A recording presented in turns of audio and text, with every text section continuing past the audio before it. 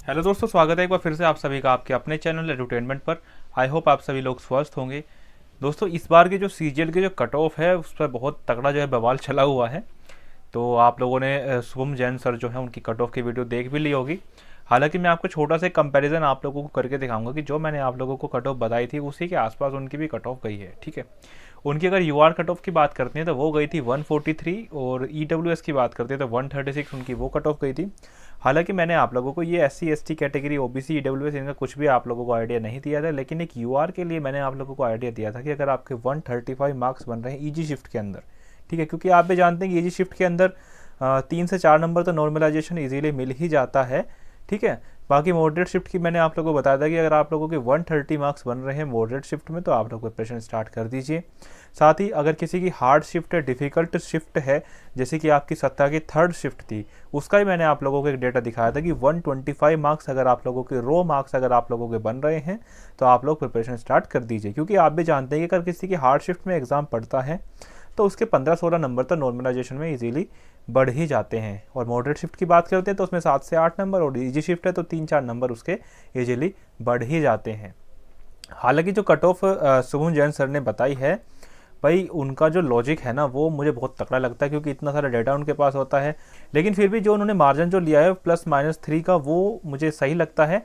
और आप लोगों की जो कट ऑफ है वो 140 के आसपास ही जाएगी जहाँ तक मुझे लगता है। बाकी देखिए, वैकेंसीज अगर आप लोगों की बढ़ती हैं तो ऑब्वियसली बात है कि आप लोगों की कट ऑफ डाउन ही जाएगी। हालांकि देखिए दोस्तों, अब जो है ना, अब जो कैंडिडेट जो पढ़ रहे हैं, जो तैयारी कर रहे हैं, मतलब एक तरीके से पूरे जी जान लगाकर तैयारी करते हैं। क्योंकि पिछली बार आप लोगों ने कट ऑफ देखी थी सीजीएल की 2023 वाली, उसमें जो आप लोगों की जो वैकेंसीज थी वो 8500 थी, 8500 के आसपास आप लोगों की वैकेंसीज थी। और 8-9 गुना ही आप लोगों के कैंडिडेट बुलाए गए थे। लेकिन उस बार जो कट ऑफ आप लोगों की जो गई थी 149 गई थी आई थिंक। ठीक है, सोमन जैन सर ने भी 149 ही बताई थी, इसी के आसपास गई थी, मतलब एक्चुअल डाटा तो मेरे को याद नहीं है।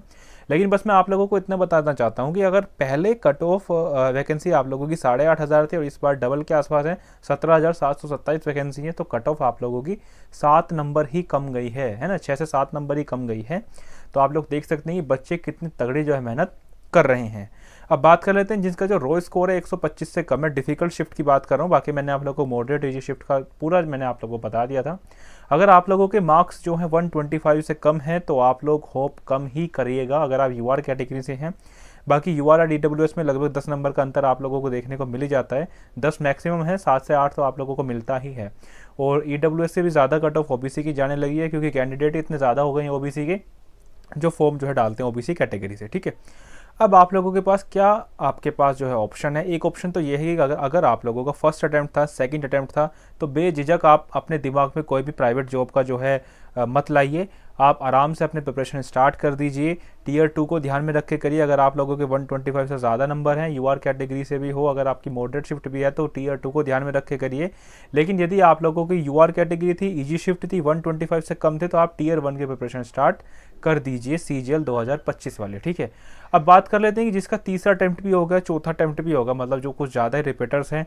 तो देखिए दोस्तों, तैयारी आप लोगों की है, प्रैक्टिस नहीं है आप लोगों की। ठीक है, क्योंकि दिक्कत यहीं पर आती है कि आता सब कुछ है, आंसर की आप लोगों ने चेक करी होगी, आप लोगों को लगा होगा कि पेपर तो ऐसा था, ये तो मैं कर देता, घर पे बैठ के सब पेपर कर देते हैं।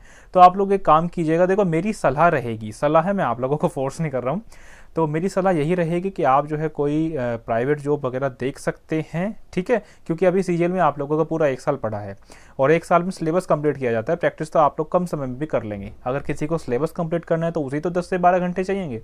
जब आप लोगों को सिलेबस कंप्लीट है, रिवीजन आपने अच्छे से करा, लेकिन बस आप लोगों को प्रैक्टिस में थोड़ी सी कमी रह गई थी, तो प्रैक्टिस करने के लिए अगर आप लोग दिन के 4-5 घंटे भी निकाल लेंगे, वो निकाले जा सकते हैं। अगर आप लोग प्राइवेट जॉब करेंगे, पार्ट टाइम करना चाहिए पार्ट टाइम, फुल टाइम करना चाहिए तो फुल टाइम। ठीक है, तैयारी मत छोड़िएगा, क्योंकि जो भी आप लोगों ने 3-4 साल में जो भी आप लोगों ने जो पढ़ा है वो सब कुछ वेस्ट चला जाएगा अगर आप लोगों ने तैयारी छोड़ दी। क्योंकि रियल लाइफ में आप लोगों से कोई नहीं पूछेगा साइन थीटा कोस थीटा क्या होता है। ठीक है ना, चलिए ये तो हंसी मजाक की बात हो गई, लेकिन वही है कि आप लोग तैयारी बिल्कुल मत छोड़िएगा। और बाकी आप लोगों के पास आपने DSSS के बहुत सारे फॉर्म आए थे, एलडीसी वगैरह के आए थे, पियोन के भी आए थे। हालांकि पियोन का कम ही भरते हैं, लेकिन बेरोजगारी दोस्तों ऐसी चीज़ होती है कि वो पियोन तक का ही भरवा देती है।